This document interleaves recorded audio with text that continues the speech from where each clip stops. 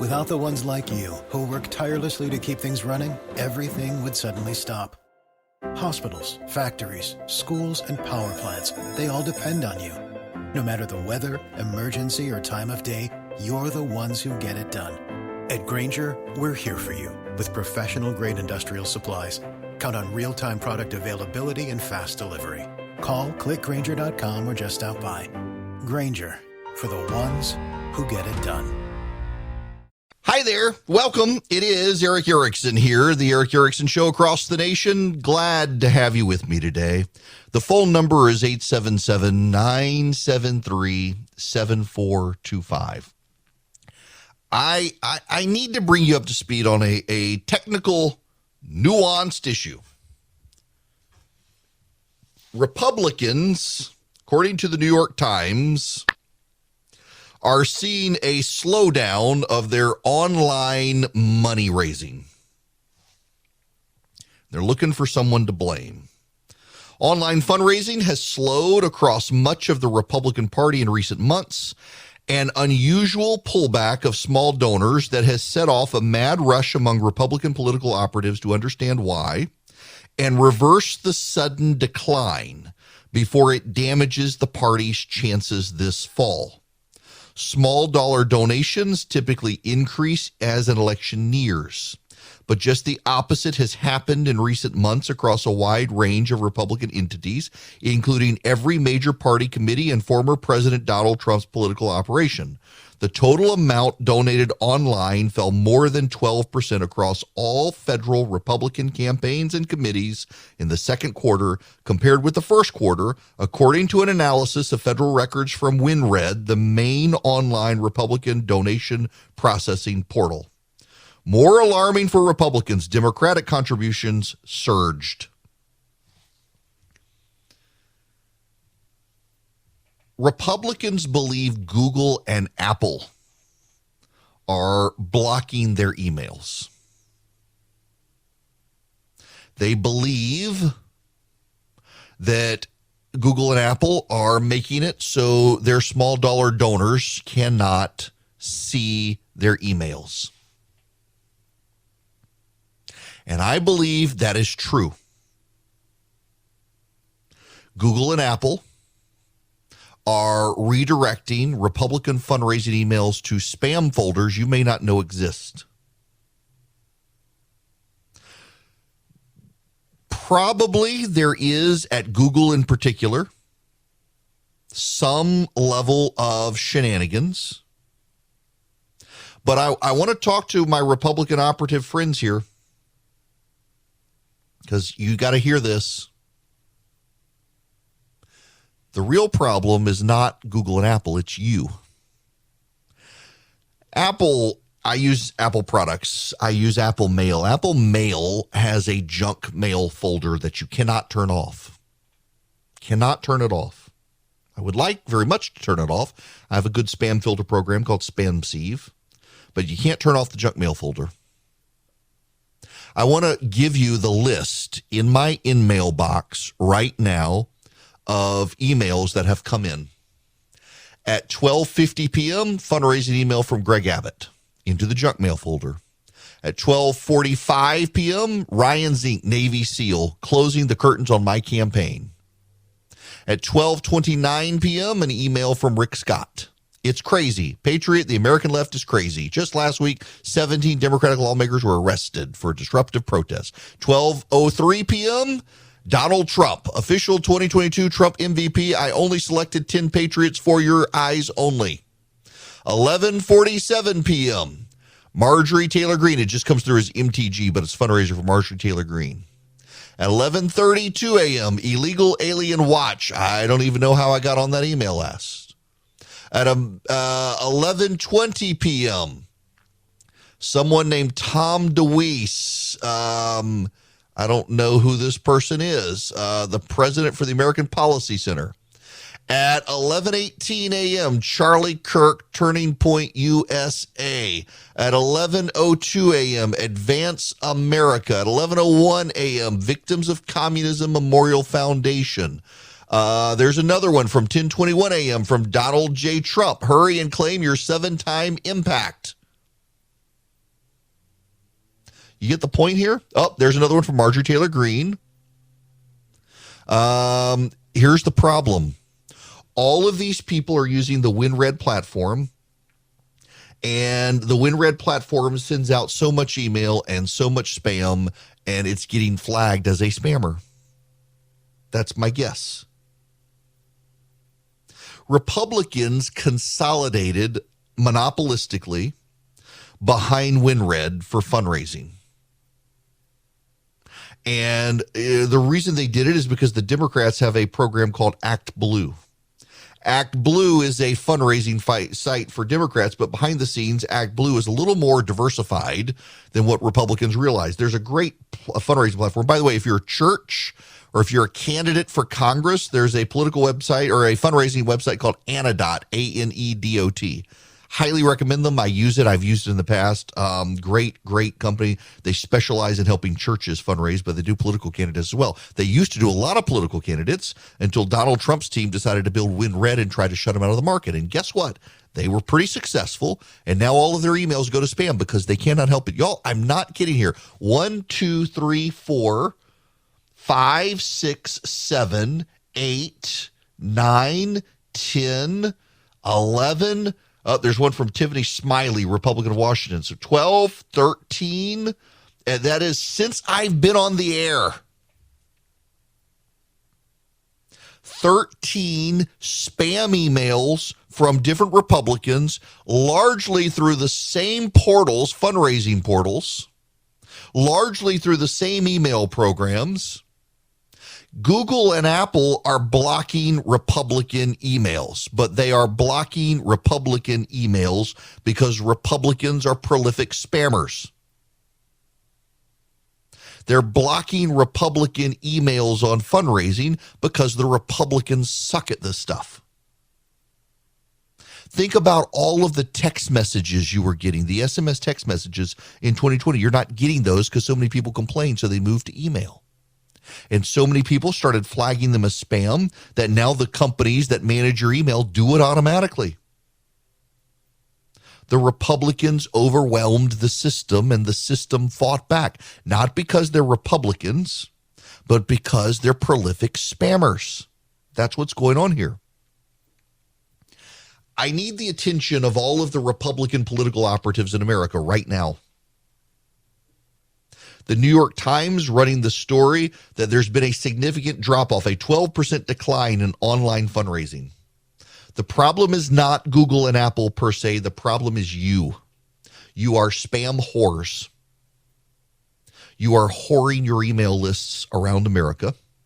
You have not managed them. You've tried to profit off of them. You have tried to profit off of candidates and the fears of old people. Literally sitting here on this radio program in an hour and 15 minutes, I have gotten 15 emails from various political candidates I've never heard of, from Donald Trump repeatedly, Marjorie Taylor Greene repeatedly, from Rick Scott, from Greg Abbott, a bunch of candidates I've never heard of in an hour and 15 minutes. They're all coming through the same portals. They're all coming through the same email platforms. That is why you can't raise money. That is why you have decided to monopolistically consolidate on platforms, and in so doing, it's made it very easier for Google and Apple to flag you as spam and save me, the consumer, from your emails.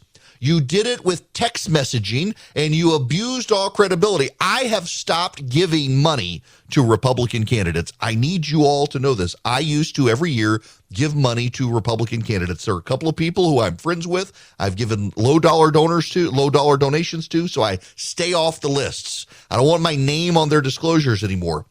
Because what happens is Republican fundraisers start text messaging you and start spam emailing you, and the signal to noise ratio is crap. This is Republican strategists and consultants screwing the GOP. It's not Google and it's not Apple. I can tell you my suspicion is that behind the scenes at Google in particular, they are hostile to the GOP. And my suspicion is that Google, behind the scenes, they're not giving the GOP the benefit of the doubt. And honestly, I don't care. I don't care, not because I'm on Google's side. I'm not. I don't care because the GOP has not been able to moderate themselves on this issue. The GOP has not been able to control itself. You built your big WinRed platform so everybody could raise money and compete against ActBlue, and then you started consolidating emails. It's made it really easy. You know whose emails get through? I actually talked to someone the other day, Chuck Grassley, the senator from Iowa. His emails never make it in my spam folder. He uses someone unique on a different platform. They curate their emails. They don't sell the email list to everybody. They've done a very good job protecting his email list. And as a result, when it comes through the computers, they don't process it as spam. There are algorithms that when everything is coming from the same choke points on the internet, and everybody who gets them, or a lot of people who get them, are flagging them as spam, the computers at those major tech companies learn, okay, this stuff is spam. Let's put it in the spam folder. I personally have had this issue. I sent out an email to a lot of people, several hundred people, and I used a program that would allow it to come from me individually as opposed to MailChimp, which is an email website I can go through. And I was coming through my address at my domain, ewerickson.com, and a number of those people flagged them for spam. And now my team and I have had this problem of, like Charlie, for example, a lot of his emails go to spam. And I'm pretty sure what happened is I used this program and company computers flagged my domain as spam. And the way over time it works itself out is if you continue to send emails and people pull them out of the spam folders, then the issue goes away. It resolves itself as well. And Republicans need to build trust and get people to find their emails in the spam folder. And over time, as people do that, suddenly the emails are no longer considered spam by default. But it takes time both ways. And the Republicans have overwhelmed all of us. Their text messaging program was an abomination. I wanted to find the people sending those text messages and send Liam Neeson after them to do them bodily harm. And the email spam is just as bad. Republicans are to blame for their own online fundraising problems, not Google and not Apple. Democrats have understood and used the technology better. The Republicans don't want to acknowledge they are to blame, and it is very easy to tell the members of the Republican base, well, it's Google and Apple, the libs are out to get us, so that they do not have to own up to the fact that they themselves suck. They have hoarded out their email lists, and people ultimately don't like prostitution, particularly political prostitution, and that's what's happened with the email lists. They are getting their comeuppance, and it is costing them at the time they need money, and that sucks for them. But maybe they'll learn their lesson. And the only way for them to learn their lesson is to experience this pain in fundraising as Democratic fundraising surges because they couldn't contain themselves. The number of daily emails I get promising I'm only one of 10 people to get this email personally from Donald Trump. And why, Patriot? Why won't you respond to me, please? Because you're spamming me. Leave me alone.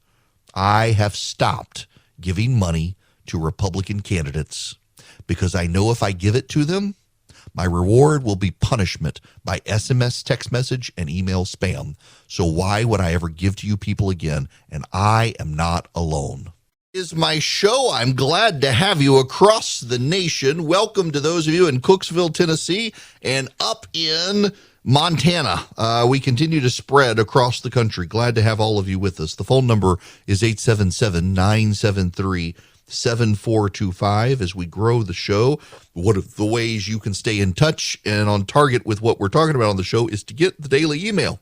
You get a morning free piece, and then if you're a paid subscriber, you get the show notes at noon, come out right as the show starts, all the major headlines. It is show prep for your mind, but it's also the show prep for my show. All the articles I intend to talk about, they're right there. So if you hear me talking about something, the odds are it's in that email. What you do is you text DATA, D-A-T-A, text it to 33777. Let's go back to the phones. Mike, you're going to be up next. Welcome to the program. Hey, Eric, thanks very much. Love your show. Appreciate you taking my call. Yeah, on the heels of what you just talked about, I have to share this experience. I'm a registered Republican here in the state of Georgia, been registered Republican for a long time. About 5 years ago, right before the last gubernatorial race, my cell phone number got confused with a middle-aged female who lives in Decatur, who obviously is a registered Democrat and votes Democrat. And every election cycle, I have been inundated with opinion surveys, opinion polls, text messages asking me if I have questions about Democrat candidates, asking me if I have questions about, do I know where my polling place is? Do I have any issues? Do I need any help? And I have absolutely been dumbfounded about how good the Democrats' ground game has been on this technological front. It is it's unbelievable. And I have been so disappointed and almost to the point of being frustrated and enraged that I don't understand how they can do it so well, and we as Republicans and the Republican Party here in the state of Georgia and really nationally do it so poorly. I actually know the legitimate answer to that, and I'm not being flippant here. The Democrats do it because they want to win. Republican consultants do it because they want a commission. Well, it has really been impressive. Now, I have to admit that early on I was having some fun with my text responses to these surveys and polls and things of that nature, and I think I was blowing some people's minds who were receiving it. But now it's to the point of just being annoying. But I've just been unbelievably impressed with this technological ground game they have. And I honestly, Eric, I don't understand at this day and age with all that's out there of how the Republican Party failed so miserably at this very thing. Yeah, listen, and what Republicans often like to say, Mike, is, well, the Democrats are so much, they're more into this tech stuff. Not really. There are really good Republican tech guys out there. The problem is the Republican tech guys are not as plugged in as the grifters, and the grifters get the attention. They make a lot of money. I mean, take my buddy Paul Dietzel. He ran Anodot, runs Anodot, which is a brilliant fundraising service. Very robust platform, does a very good job, very stable, and avoids all the spam traps. But he wasn't plugged into the Trump circuit and the Trump world, and he got outmaneuvered by people who tried to shut him out of the market. And now those who did consolidated, and that consolidation has caused all sorts of spam problems for the GOP. Or take the text messaging app. I've run into this as well, where I've accidentally gotten, they actually put it in as a wrong number, texted me, and it was about Stacey Abrams in 2018. I was surprised when I texted back. Turned out it was a real person.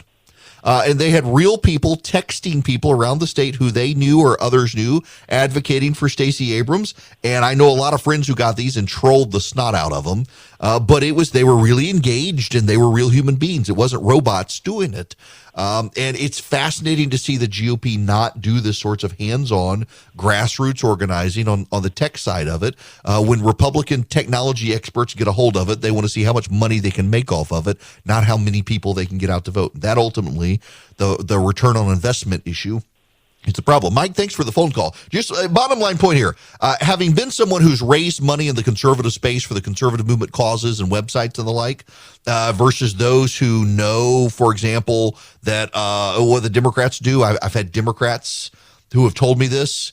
Democratic billionaire donors like George Soros want to know what my rate of return will be by how many votes will it generate. Republican donors want to know what their rate of return will be by how much money will they make back.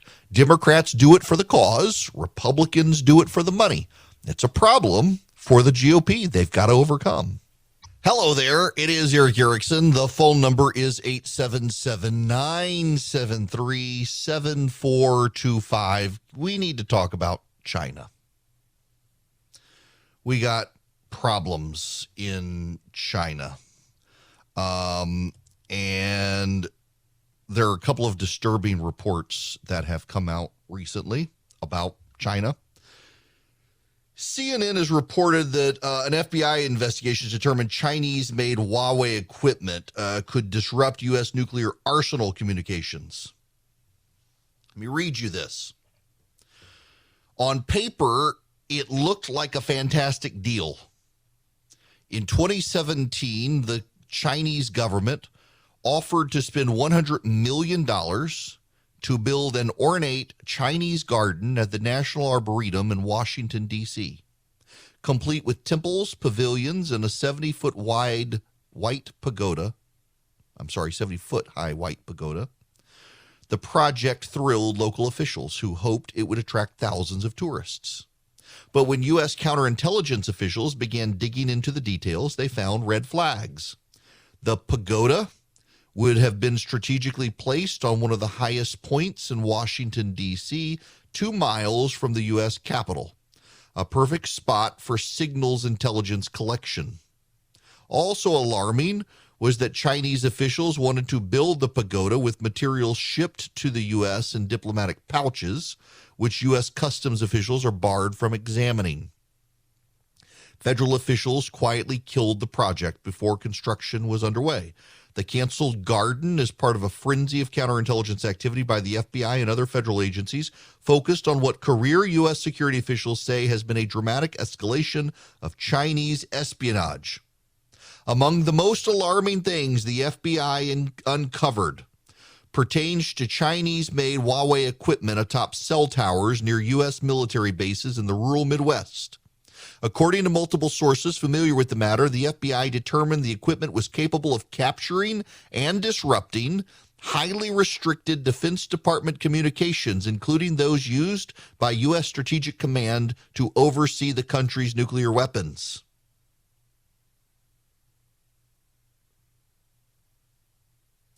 Are you getting the picture here? But wait, there's more. The Washington Times. Senator Rob Portman, Republican of Ohio, has released a minority staff report for the Homeland Security and Governmental Affairs Committee that details how the Federal Reserve System has been targeted by China. The FBI has repeatedly warned about China's 1,000 Talents economic espionage program. Quote, a Federal Reserve counterintelligence analysis identified 13 persons of interest as having connections with known Chinese talent recruitment plan members or having similar patterns of activity the Federal Reserve analysts deemed of potential concern, the new report says. Federal Reserve investigators dubbed these individuals, representing no fewer than 8 of the 12 Federal Reserve banks, as the P Network. The Senate report said the actions of these individuals and their connections to Chinese talent programs are alarming and provide stark examples of the ways in which the Chinese government has attempted to gain access to sensitive internal information and influence the Federal Reserve. Jerome Powell said he has a lot of concerns about the assertions from the report and what the FBI is saying. The investigation reveals China targeted the Federal Reserve to undermine American economic and monetary policy since at least 2013. It shows how China has used a variety of tactics to recruit U.S.-based economists to provide China with knowledge and intellectual capital in exchange for monetary gain and other officials. Chinese officials, listen to this, this is important. Chinese officials forcibly detained one Federal Reserve Bank employee on 4 separate occasions during a 2019 trip to Shanghai and threatened the individual's family unless the individual provided them with economic information and assistance, allegedly tapped the employee's phones and computers, and copied the contact information of other Federal Reserve officials from the individual's WeChat account. The investigation found multiple U.S. Federal Reserve employees with close ties to the People's Bank of China, while one Federal Reserve Bank employee held a position in 2017 with the Chinese Central Bank, which was meant to for overseas top-performing talent with direct, applicable, advanced modeling experience and insight into China and U.S. economic policy. Oh, wait, hang on, there's more. Gordon Chang, writing at Newsweek. A Chinese food processing company, Fufeng Group of Shandong Province, wants to build a corn milling plant near Grand Forks Air Force Base, which houses sensitive communication facilities, the backbone of all U.S. military communications around the globe. Fufeng should never be allowed to buy land so close to a critical U.S. military facility. The company's purchase highlights the failure of U.S. foreign policy's community, the Defense Department, and the Biden administration to protect our interests. Fufeng plans to build a $700 million processing plant on 300 acres it purchased this year in North Dakota for $2.6 million. The man who sold the land does not see why there's such a fuss. How could they gain any knowledge of the base, says Gary Bridgeford. It's about 12 miles away. It's not like it's next door. But the Chinese plant does not have to abut the base to be a national security threat. An Air Force major circulated a memo in April pointing out the proposed plant is located on a narrow geographic footprint at which passive receiving equipment could intercept sensitive drone and space-based communications to and from the base. The chief executive of the U.S. company, Eric Chuteras, says, we're under U.S. law. I'm an American citizen. I grew up here my whole life, and I'm not going to be doing any type of espionage. But how would you know? How would you know? Article 7 and 14 of China's National Intelligence Law of 2017 requires every Chinese national or entity to commit acts of espionage if the regime demands it. There's no way he could stop it. His superiors from China would just come in and do it without his knowledge. Ron DeSantis is actually taking on this issue. Chinese real estate investors have spent $6.1 billion on American real estate in the past 12 months, a lot of it buying land out west near military installations. DeSantis says he doesn't think they should be able to do it. Under the American Constitution, we would have to buy back the land. I'm okay with spending American tax dollars buying this land from the Chinese communists and taking it back from them. The real crazy part here is that they're able to do it to begin with. We have a national security interest here. Businessmen from Taiwan and Hong Kong have been purchasing homes in Florida and California. They're trying to flee China and Chinese control. A friend of mine is convinced that China will invade Taiwan before the end of this year. A lot of people are starting to spread out around the world from Taiwan, escaping it. A lot of people are starting to pay attention. Nancy Pelosi, of course, going to Taiwan. The Chinese are saber-rattling about it, saber-rattling more publicly and more aggressively than they have in the past. China thinks the time is about right to do this. Now, why? Here's one of the reasons you have to understand. The Chinese president, Xi Jinping, is heading China off an economic cliff.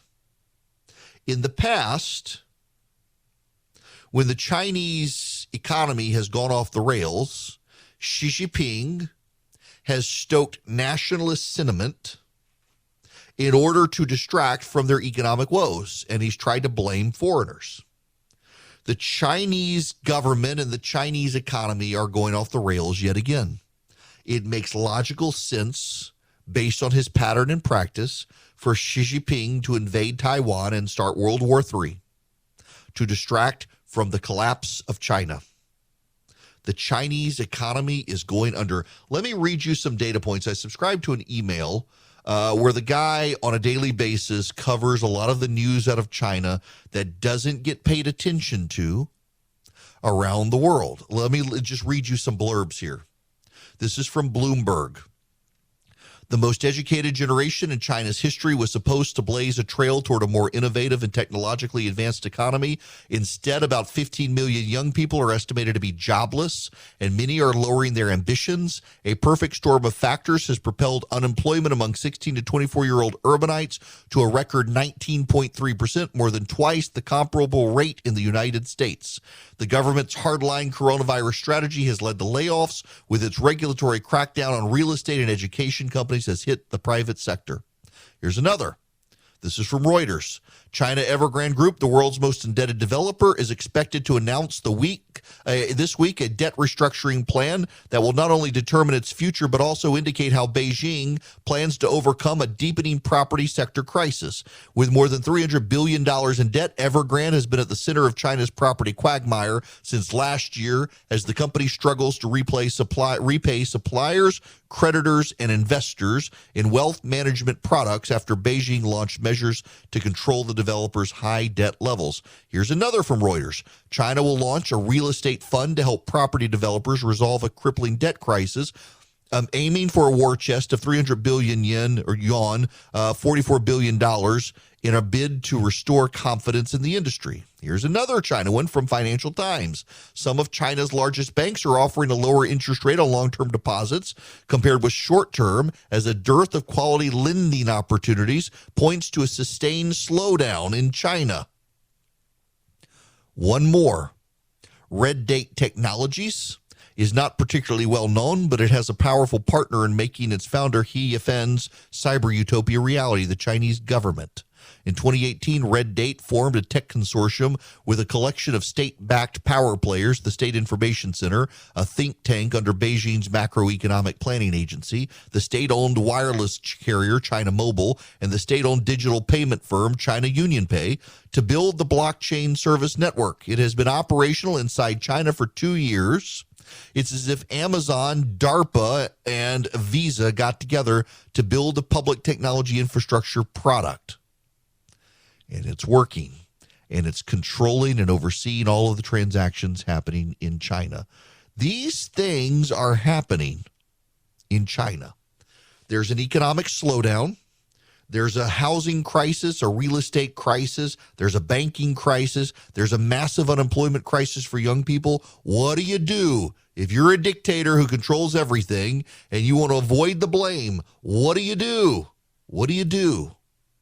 You start a war. And all those unemployed young people become soldiers. And you get them out of the cities where they're otherwise going to have idle hands doing bad things and undermine the Chinese communists. You start a war. And the American government seems completely flat-footed about all of it. The American government seems unwilling and unable to tackle the issue of China.